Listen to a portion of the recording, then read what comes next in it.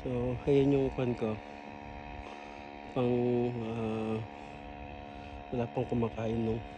Kanina, ang daming tumatalon kayong isda kanina. Hindi mo napansin? Hindi ko napansin. Ang lakas kaya nila, kulay kwan pa, para may pagka-gold.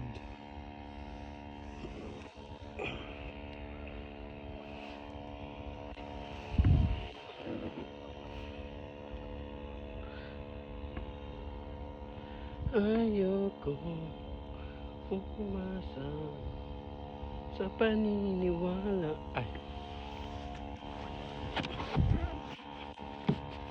Kumuha pa si Jocelyn ng ganito as if na may mahuhuli kaming isda, oh. Ginagamit ba to sa pangingisda or sa magic?